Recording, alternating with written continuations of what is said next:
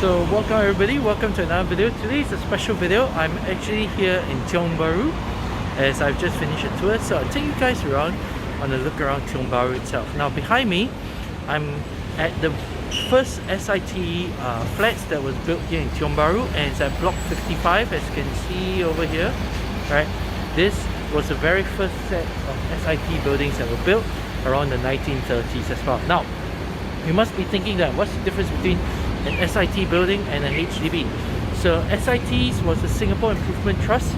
They were built during the time of the British, way before the HDB, and these here were built by the British around the 1930s and some of them around the 1940s as well. They were officially disbanded once the HDB started around the 1960s, and now many of these houses here are actually preserved. So as you can see, this is one of the very first buildings here in this area. So if you look above me, you will see block 55 as is mentioned above. I don't know whether you can see it. Right. Anyway, you can see it's block 55. So this is the very first building built here in Tiong Bahru, together with block 56, as you can see over here where Tiong Bahru Bakery is as well. So we'll be walking through, and I explained to you a little bit about the different buildings and the things in this area for you guys to understand a bit more about Tiong Bahru. So I'll catch you further down the road. Right, so walking through the estates here in Tiong Bahru as well. But one unique building that's actually coming up, which I will show you guys in a bit once I reach here, and it's a very unique building. Spot if you can see something unique about it. So I'll just go through here. So you see that building behind me. Now what does it look like to you? Now if you do not know, it actually looks like an airplane. So these were 1920 style Art Deco buildings, and they were mostly built in the late 1930s style. So they actually incorporated a little bit of streamlined dominant. For those who do not know, they took concepts of planes, trains and boats and put them into the curvatures of their buildings. So as you can see as well, right, these were to create a style that was prevalent in those periods of time. So these were the type of houses that was in this area, and likewise for the sloping roads as well. Many of them was because this area used to be a hilly area, and then they chopped it down, which built all these houses. So this was built during the time of the British, and right now they're preserved by the HDB, and to buy one of these will cost you about 6 million. Now the unique features are actually things like the glass that you see behind. So you see these glasses here, or rather these windows. These were windows that were built, they were meant to be big and tall, and these houses have very high ceilings. It's because they were built according to tropical climate here in Singapore, which was very hot and there was no air conditions at the time. So they wanted to incorporate some tall ceilings and big windows for better ventilation in this area. So these were all built before the war. One of the last few was built around the 1940s, before the start of World War II as well. So these are the first generation of SIT houses. We will get to see the next one that were built after the war, which I'll show you in a bit. But let me cross the road first. Now the next thing I want to show you is this. Right, so if you can see from across the road,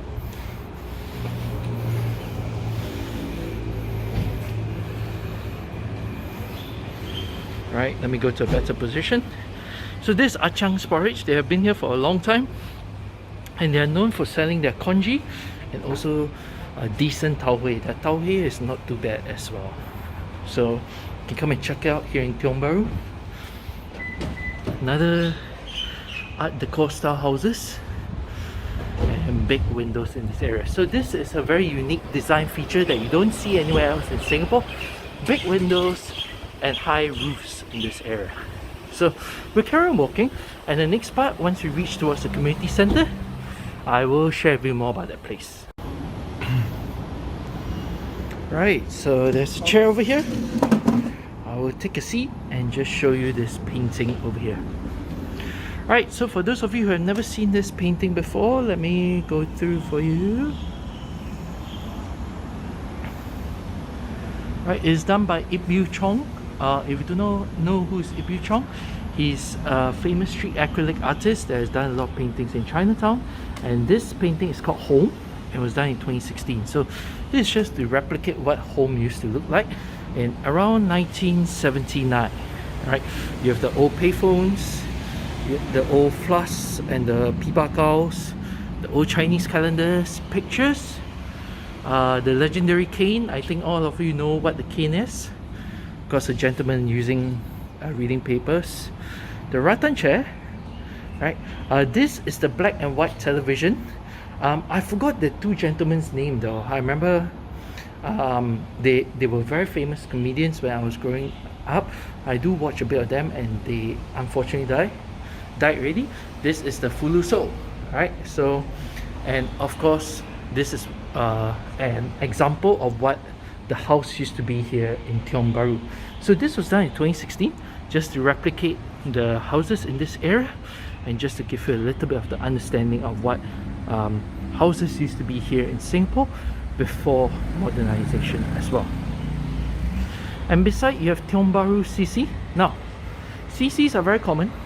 They are found normally in around every community, every town and district. There is a community center, but this community center is a little bit different. It was built in 1951 originally, and right now, after renovation, they reopened this place. But what makes this unique is that this community center was originally part of a bomb shelter. So they converted 2 bomb shelters here into this community centers, and it was built originally for use for the people in this area to come and have a community bonding, and also to know the community in this area. So you can take a look at this building here, right? And on the other side, the other circular building right at the end, those are the 2 bomb shelters that were originally part of this estate that converted into a community center. So come and check this out. This is very, very unique. They converted the bomb shelters into what it is today. Now we are walking into the back alleys of Tiong Bahru. These back alleys have the unique doors in these areas, and many of these back alleys in the past was used where activities happened. Firstly, it was used as an escape door, and secondly, it was where the night soil collectors would come and collect all the night buckets here as well. The other unique thing is that this doors has actually a steps here. You don't normally see here the steps, right? Normally they don't have this in many places, but for this one they have this over here. So it's one of the unique design features. Now we'll be coming to another site where we'll come towards a unique building in this area that you don't normally see. So once we reach there, I'll carry on. Now I've arrived at my next stop, which is this very, very unique area here in Tiong Bahru with a lot of the back alley stairs and the buildings all around. So we call this the Horseshoe area. So this area is shaped like a horseshoe, and they are all surrounded with SIT houses that was built around the 1940s. And one of the unique things that was very different from this SIT houses compared to the others were the back alley stairs. So if you look above, right, I'll get into a shade so that the lights doesn't get in the way. You can see many of these back alley stairs that were used as exit points and runways. Some of them were circular, some of them were rectangular, so it provides an easy access through the back doors as well. So this was built around the 1940s, and one of the unique design features that was built together with this was this. Now this is an air raid shelter, one of the few air raid shelters left in Singapore, and one of the intact ones here in Tiong Bahru itself. So it was built around the 1940s, first used during the bombing of Singapore around 1941, and it was built without much ventilation, as you can see from the ventilation holes here. So imagine a few hundred people coming in, it would be very, very hot. So this is the doors for you. Unfortunately now it's locked, so we can't go in, but this is one of the preserved air raid shelters here in Tiong Bahru. And in this area there are quite a few of them. 2 of them has been converted into community centers, and this is one of them as well. So come and take a look. This is one of the existing air raid shelters. Not many of them are left, and air raid shelters now are built very differently in Singapore. Many of them are built community centers, train MRT stations and so on. very rarely you find them in places like below HDB or below houses itself, right? So we'll walk through this area, but there is a unique place I want to show you just 1 minute down from here. Right, is this door. Now this is, if you can look by the sign, this is actually Bincho, alright?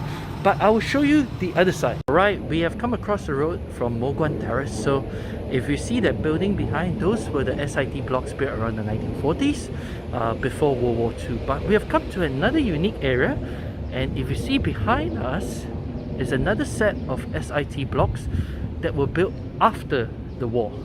Now, during the war, this construction stopped in this area, and the Japanese took over Singapore for 3.5 years. After the war, the British came back and they decided to fix the houses here. However, there were still many people here without houses as well. So they decided to build this new area of SIT blocks for people to stay in as well. Right. So these were the newer generation. The styles and designs were different. The old style was 1920s, 1930s style Art Deco. This was more international style or more modern style as well. But they kept a few of the unique features that make Singapore's style of housing unique. Firstly, they still kept the big windows, as you can see, right, and the high ceiling as well together, and they make this 4 stories high, so that they could put more people in the units in this area as well. So many of these houses have been here and they are all freehold. Another unique thing that you don't see here that other estates have is the lifts, because this whole area runs on stairs, so you have to climb up every single floor, even though it's only 4 stories high. So these were the houses built after the war, catered to the local people in this area, and that is what makes this unique. So just from across the road you have the local Art Deco, and over here you have the more international style or more modern style of architecture. You can see that it's more straight, right? They just make it very boxy, very blocky, whereas the other side they added more curvatures in this area. Another unique space was that they still kept the British design of the 5-foot ways, right? As you can see from this part here, right? So you can see this 5-foot ways over here. Now this were 1.5 meter long footways, or 5 feet long, for people to actually walk, to provide shelter. And in places like shop houses, they are there to patronize businesses, but they still kept this concept in these houses for people to walk and to provide shelter. The other thing is they provide a lot of open spaces, as you can see behind me, right, for people to create plants and also to intermingle as well. So these are some of the unique houses, and I'll be walking these to take a look at some of these areas. So you can see these are the back of the houses through the alleyways. Right, you can see the unique alley right in the middle of the gardens and all the houses here. Very, very unique design. Right, so come and explore Tiong Bahru. These are some of the unique things that you can find in this area. Right, understand a little bit about this culture, the houses in this place, and how these places work. And if you're ever interested, please and have the money, please buy one of these houses. They are no longer built anymore. They averagely cost about 6 million Singapore dollars for one, but I assure you it's a worthwhile investment. So we'll be walking through here, and then the next part we'll be heading back to market, and then we'll share more about that. Across from me is Tiong Bahru Market, and this is where the main hawker center and the wet market is. And it was built in the early 2000s after extensive renovations, and on the second floor is a hawker center, and level 1 is a wet market. So many good food over here. I don't have to tell you guys will know what is great over here. But if you want something unique in this market itself, towards the end, or rather on the other side of the market, they have a shop that sells local Singapore style coffee and even good Robusta and Arabica as well. So go and check it out. It's a very good local business. So for me, this is where I end. I hope you enjoyed this video, a quick walkthrough of Tiong Bahru and this area itself. So come and check it out. It's more than just the hipster place that we know of, where bars and cafes are, but rather it has become a place rich in history. And because of the transition from what it was from Tiong Bahru, which is the new cemetery, to the Tiong Bahru that we know today, which is the gentrified, modern, cafe-loving and hipster place in this area. So come and check it out. There are a lot of wonders in this area. Feel free to go back to the places I've shared, especially the bomb shelter. That's something you don't see often. So I hope you guys enjoy this. I'll see you guys in the next video on my adventures across Singapore. So see you all and stay safe.